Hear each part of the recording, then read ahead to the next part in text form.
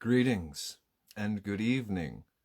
Hello to all of you, both our first-time viewers and our long-time listeners. Today, we have a very, very special and very spooky story for you this evening. This is actually one of the more well-known ghost and haunting stories here in America, and it's widely reviewed and viewed as one of the first of the true hauntings here in America. I, of course, speak of the Bell Witch. Now, on a lot of my tours, I talk about how the West was a terrifying place. And this was especially so in the late 17 and early 1800s.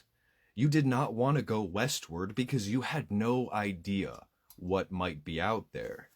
But there were a couple of brave souls, called themselves pioneers, that made the journey regardless.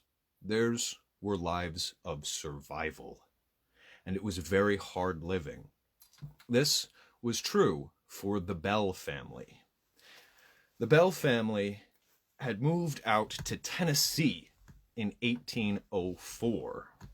They had decided that they were going to start new lives, and they left just one of their children behind, the eldest, she having already had married. They bring with them 5 children. An incredibly hard life awaited them. Now, things went pretty much normal, for pioneer standards, that is, for the first 10, 12 years or so that they had lived there. They had started a large family, having even more kids, and they had gotten along with their neighbors well enough. Nothing out of the ordinary, not for a long time. But things would change. John was out hunting one day in the field, and he wasn't expecting anything unusual. He had his gun with him, but he was a pioneer. You always carried your rifle with you. He hadn't been expecting to find anything unusual, but what he saw concerned him. Off in the distance, there was an animal of unusual size, and it looked like nothing he had ever seen before. He described it as having the body of a dog, but having the head of a rabbit. He was frightened of the creature, and he made this evident by almost immediately shooting at it. What a reaction, huh? He missed, however. He tries to shoot at it again, and the thing moves very quickly. It scurries off into the woods, and John remarks the unusual occasion. But by the end of his work, and with all of the other worries on his mind, he lets it go. It was just an unusual animal. Nothing more would ever come of this. Well, that is what he had thought. That night, however, things got strange for the first time in the dozen or so years they had lived there. While they were at dinner, they began to hear what they could only describe as knocking against the side of their house. The boys and the men rushed outside to see what was the matter, but when they found nothing, John remarked the unusual occurrence earlier in the day to his family. They thought nothing of it and continued on. It was rough pioneer life, after all. It could have just been a very forceful wind. That was until one of the children saw another very strange beast of enormous size. It was John's son Andrew, and he described what he had thought he had seen, sitting on a fence, a ginormous turkey. But when Andrew had leveled his gun and made to fire at the turkey, it took off, flying. He did remark this event, but they thought maybe it's just strange and unusual creatures out here on the frontier. That was until Elizabeth, the daughter, the youngest of the daughters, saw something that was no animal. When she was out playing one evening, she looks over her shoulder and in a tree sees a woman. She's wearing a green dress, but that's not the most unusual thing. No, Elizabeth, Betsy, as she's called, is frightened because this woman is hanging by the neck. Betsy takes off, running towards the house, and as she reaches the steps, takes another look back. The woman is gone. She remarks this event to her family. They are not the only ones to see strange and unusual things on the property. Not unusual for the time, they did have enslaved peoples. And unfortunately, they did not allow the married enslaved peoples to live together. One of their slaves had married a neighbor's slave, and though they were married, they forced this man, named Dean, to have to walk to see his wife in the evening. On these long walks, Dean remarked that on his way back, every single time, in the same exact spot, he would see a massive black dog.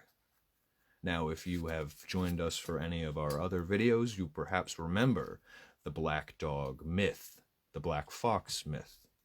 A large black creature, especially a fox or a wolf, is often an omen of death. Dean remarked this to the family, but they thought all of these things, all of these events, they're occurring outside of the home. There is safety within the walls, or so they thought, because not long after all of these things occur, the sounds move inside. It starts off as knocking. It seems as if the winter months roll in, that the knocking that they had heard on the walls outside comes in. It begins to seep indoors, first to the exterior rooms and then to the bedrooms. The children begin to hear what they can describe as rats chewing on their bedposts and skittering around under the floors. They describe things like their blankets being pulled. It is a very unnerving experience for all of them. They have no idea what's going on, and in the frontier, superstition runs deep. It's not until Betsy is targeted, however, that things turn physical.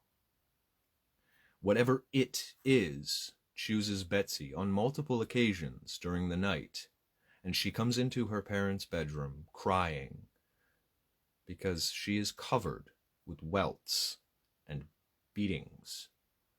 It looks as if she has been beaten in the night. Other children claim that they hear chains being dragged across the floor. What is it that has moved indoors to haunt the Bell family? Was it the same thing that caused all of those massive creatures?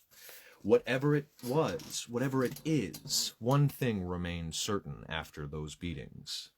Elizabeth was chosen. It followed her. She would try to do things like sleep in other rooms of the house, but regardless of where she was, even if she spent the night at a friend's house, the thing would follow her, and she would end up with welts and bruises, as if someone was attacking her in the middle of the night. John, too, is afflicted as well. It is not just Betsy that has been chosen. The spirit takes a particular dislike to John. At first, it seems like he is affected with just tongue paralysis. He claims that his tongue is literally fighting his mouth, as if it is pushing the food out from when he is trying to eat it. His tongue fighting against him. Despite all of this, John tries to keep these things under wraps. He is most concerned, not because of his family appearing beaten or haunted, but because word is beginning to spread. And as word spreads around, this will affect their reputation. That can't happen. So, they need to do something about it. And now. John calls a minister, a man named James Johnson. And James Johnson is going to spend a night at the Bell farm. He's bringing his wife so that she can also corroborate and help. If they need to, they will perform an exorcism. At dinner that night, the Johnsons host a Bible reading. They read some of their favorite passages. Then they sing hymns and say prayers blessing the house. It's quiet. The Johnsons feel confirmed and, well, they have solved the problem. The Lord is with them. But then darkness falls, and night brings with it a heavy evil.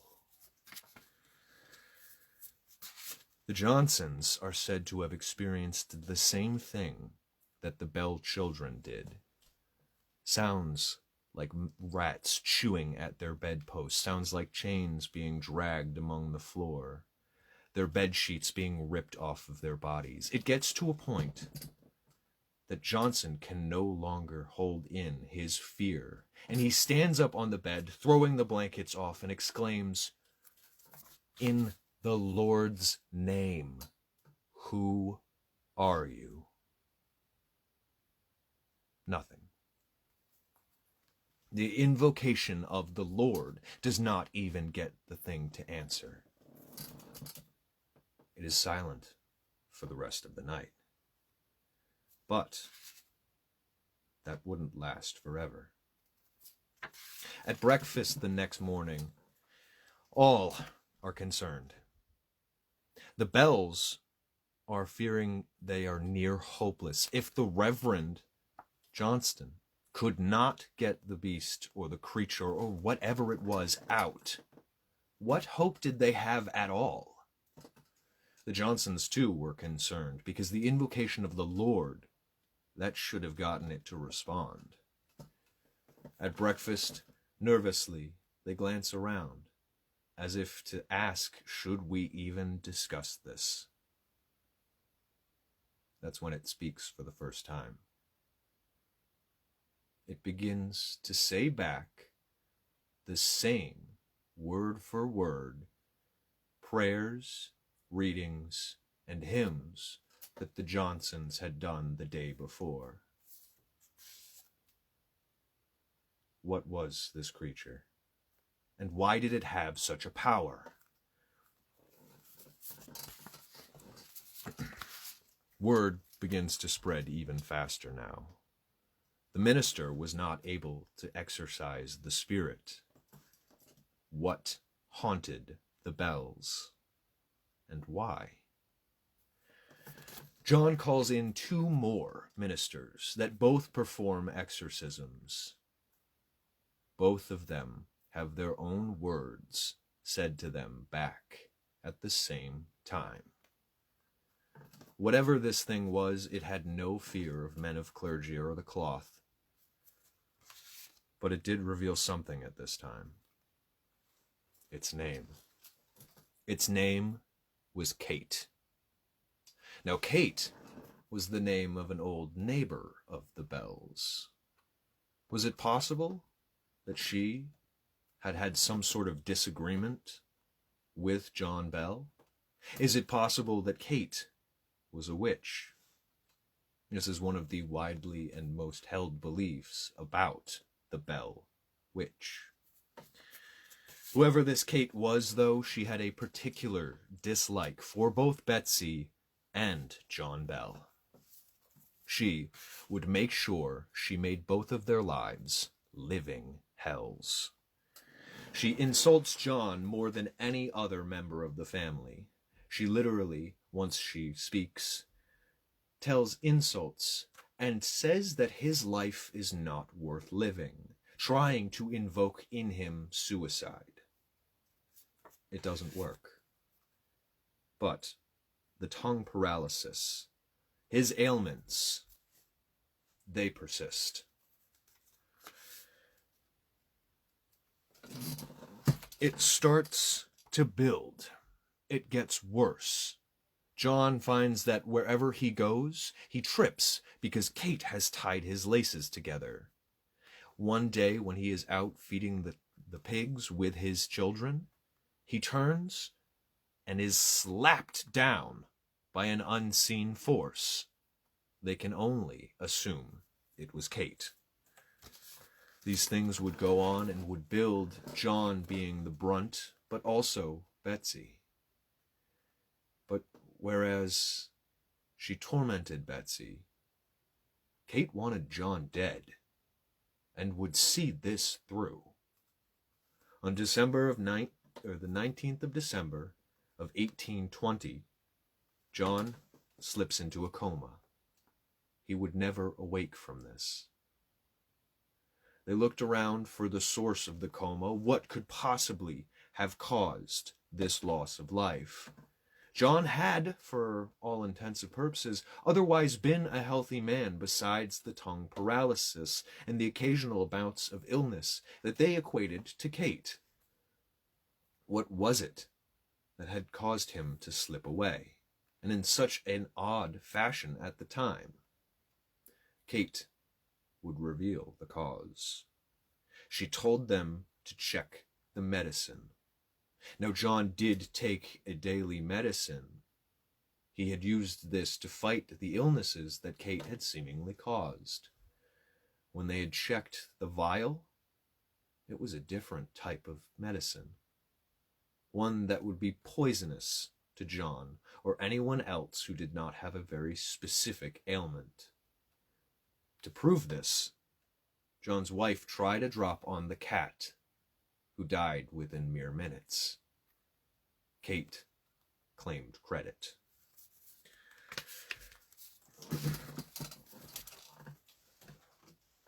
This story, The Bell Witch, has hundreds of witnesses throughout its time. There's a cave that you can still go to, which they attribute to housing the witch as she invoked all of these evils upon the seemingly helpless Bell family. It is also currently a movie called The American Haunting that you can check out. What is it? What was it? Was Kate some sort of demonic figure? Was she a witch? Were the mysterious, massive creatures, these cryptids, were they tied some way to the Bell Witch? Or is the frontier just a terrifying place? What if I tell you that there is an expert witness, one that perhaps you can trust? Andrew Jackson. Andrew Jackson would come to the Bell Farm. He would, on his way up the road to the Bell farmhouse, get stuck by a seemingly unseen force. What was it? His men tried and tried to pull the wagon from out of these ruts, but nothing could be done. Jackson's men claimed it must be the Bell Witch, and as soon as they said that, a voice called out, "Mr. President, I will see you later. You may go on your way." The cart was seemingly then freed of this mysterious energy, and Jackson stayed a night at the house. He too experienced these odd things that the Bell family experienced, and he would later go on to say that it was an incredibly harrowing experience. I want to thank you all so much for joining us this evening. This has been Seaside Shadows. I am Andrew. Have a wonderful rest of your night.